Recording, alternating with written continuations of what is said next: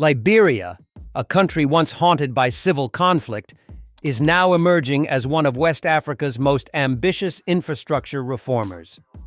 This small but determined nation is shaking off its post-war reputation and embarking on a transformation that has left the West both impressed and slightly uneasy. Roads are being paved, power lines extended, and rural areas integrated into the national framework at record speed.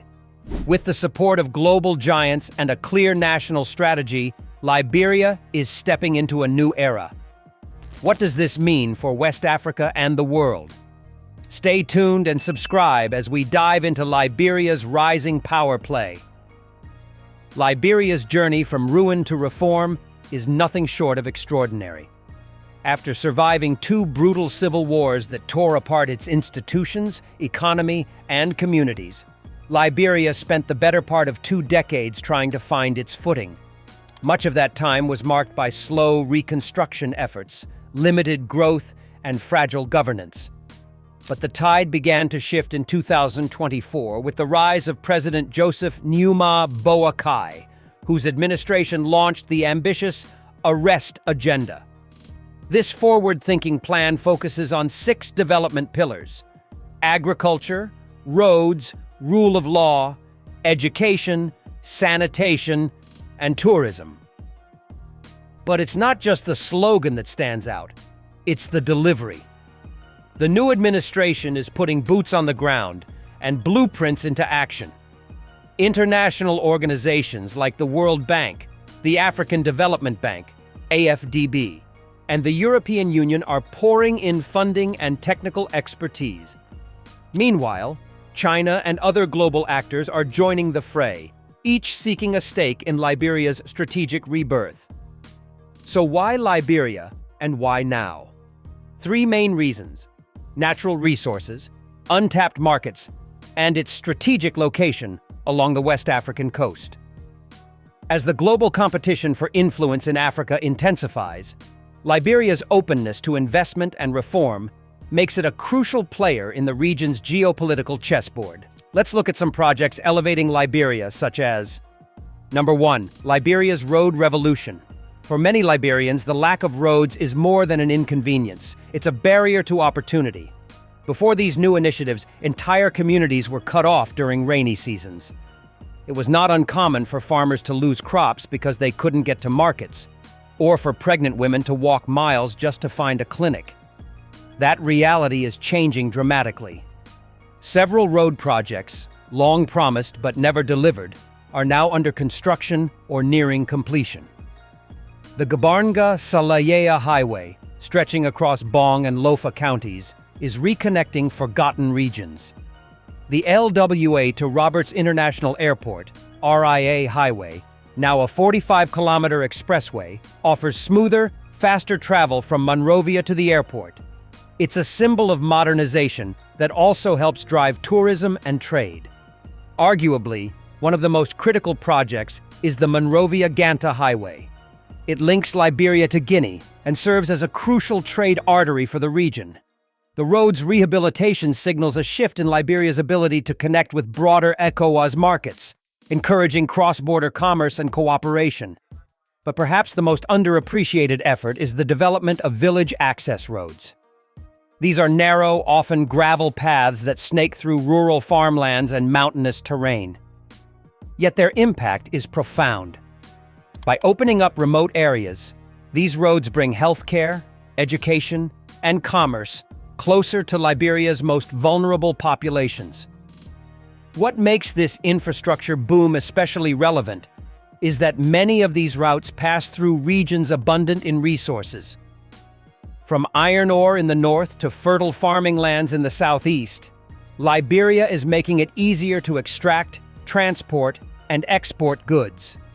That's why multinationals are beginning to pay closer attention. Number 2. Liberia's energy comeback. Electricity has long been Liberia's Achilles heel. For decades, blackouts, high tariffs, and poor grid coverage plagued the nation. With over 70% of the population still off-grid, electricity was seen as a luxury rather than a basic necessity. And for those lucky enough to have power, costs were astronomical. Between $0.35 to $0.40 per kilowatt hour, among the highest on the continent. But major steps are being taken to turn this around. One of the most promising developments came in 2024, when Liberia made a major leap in the African Development Bank's Electricity Regulatory Index. Moving up to 9th place across the continent, Liberia demonstrated its commitment to reform. This progress stems largely from the implementation of the Electricity Law of 2015, which established the Liberia Electricity Regulatory Commission, LIARC.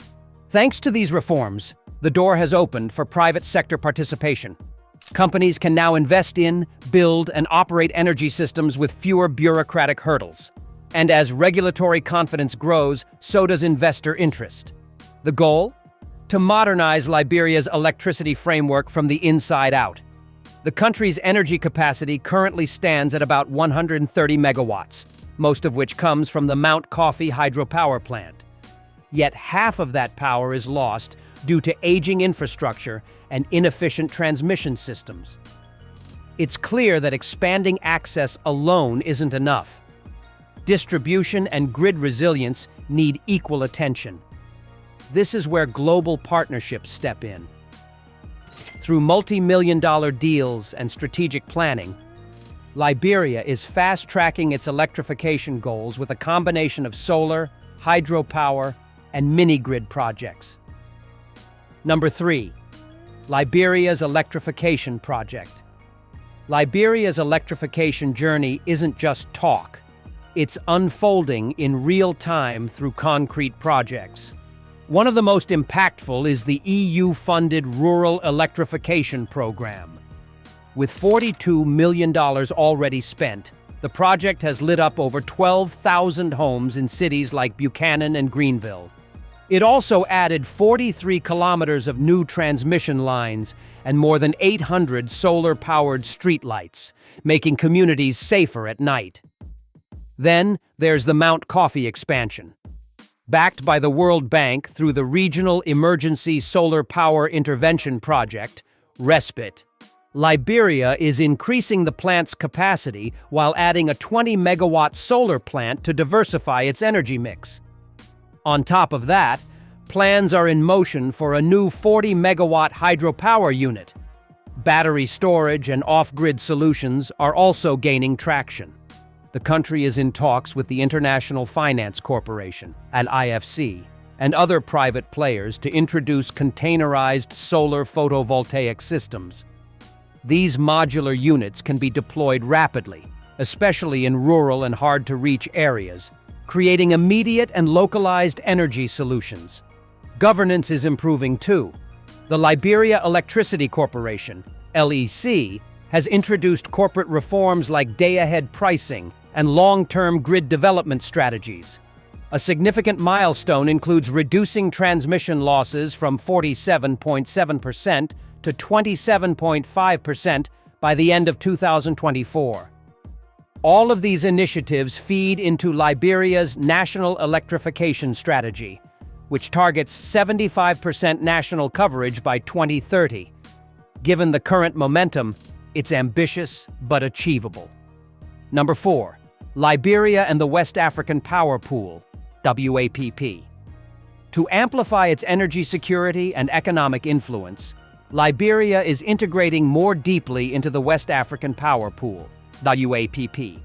This regional grid connects 14 ECOWAS nations, enabling cross-border electricity trading that balances supply and demand across the sub-region. Currently, Liberia imports much of its electricity from neighboring Côte d'Ivoire and Guinea. While this arrangement has helped offset domestic shortages, it has also exposed vulnerabilities. In February 2025, for instance, Côte d'Ivoire slashed exports to Liberia by 85% due to internal constraints, plunging parts of the country back into darkness. To prevent future disruptions, Liberia is ramping up its domestic capacity while exploring new regional partnerships. With stronger grid integration, the country gains leverage in negotiation, access to cheaper electricity, and insulation from unilateral supply cuts. It also strengthens Liberia's position within ECOWAS, both economically and politically. But most importantly, participation in WAPP signals that Liberia is not just rebuilding for itself. It's connecting with a larger African vision of shared resources, collective resilience, and interdependent growth. Infrastructure becomes transformative only when it improves everyday life, and in Liberia, this change is being felt on the ground. In Buchanan, the arrival of consistent electricity and public lighting has extended business hours and improved safety in neighborhoods. Street vendors, who once closed shop at sundown, now serve customers late into the evening, boosting local incomes. In Greenville, newly electrified clinics report higher patient satisfaction and better health outcomes, especially for women and children. Solar streetlights have made evening commutes safer, and school children can now study at night without relying on candles or generators. Meanwhile, fishmongers and farmers are praising cold storage access, an innovation made possible through local solar grids. In the capital, Monrovia, the introduction of prepaid electricity meters has led to fewer billing disputes and better power conservation. Residents now feel more in control of their energy usage, while LEC's improved revenue system is allowing reinvestments into maintenance and upgrades. Small industries are also gaining traction. In Lofa County, agro-processing centers are beginning to package palm oil and cassava for export. These businesses were unthinkable just a few years ago, when electricity and transport were unreliable. Today, they stand as symbols of local empowerment driven by better infrastructure. But it isn't all smooth sailing. Many rural areas still struggle with power outages and poor connectivity. Electricity remains expensive for those without subsidies. And rapid road development has led to rising concerns about maintenance and long-term sustainability. These growing pains are real, but they also indicate progress worth managing, not halting. Now, why are world powers taking note of this transformation? Liberia's transformation is not unfolding in a vacuum. In a world increasingly defined by strategic competition, especially in Africa, the country's rapid rise has become a focal point of international attention. Western nations, long seen as the dominant influencers in Liberia, are now observing a subtle but meaningful shift.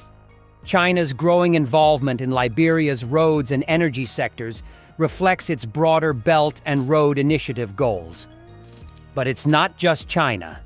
Countries like Turkey, India, and the UAE are showing increased interest, offering financial and technical support with fewer political strings. This diversification of partnerships is altering Liberia's diplomatic landscape. The United States and the European Union have responded by intensifying their own engagements. Recent visits by diplomatic envoys, new trade frameworks, and targeted grants from USAID suggest that the West is trying to reassert influence before non-Western players claim the lion's share. The reason is clear. Whoever helps build Liberia's infrastructure holds soft power in one of the continent's most strategically located nations. With access to shipping lanes, mineral wealth, and untapped markets, Liberia's infrastructure is becoming a geopolitical asset. Let's see. Can the momentum last? Liberia stands at a critical crossroads in its national journey. The choices it makes today will shape the country's development path for the next 50 years. To sustain progress and reduce its reliance on external aid, Liberia must transition from donor-dependent development models to self-sustaining, inclusive economic growth. This shift requires a strong foundation, not just in physical infrastructure, but in the people who build, manage, and maintain it. While roads, power lines, and other public works are vital, they will not endure without a skilled workforce. There is a growing and urgent need for well-trained engineers, electricians, urban planners, and maintenance professionals. Without them, even the most ambitious infrastructure projects risk falling into disrepair. To meet this demand, Liberia's universities and vocational institutions must align their programs with the country's national development priorities. Curricula should be tailored to provide practical, job-ready skills in sectors vital to long-term growth. Additionally, public-private partnerships should be harnessed not only for capital investment, but also for the transfer of knowledge and technical expertise. These partnerships can help build local capacity and introduce global best practices. However, success also depends on political will. Policy continuity is essential. Projects must be designed to outlast political terms and be protected from shifting agendas. With transparent governance, community engagement, and consistent leadership, Liberia has the potential not only to rebuild, but to thrive, offering the world a blueprint for post-conflict transformation and resilience. Liberia's infrastructure revolution isn't just about cement and steel. It's about rewriting a national story, from war and weakness to resilience and renewal.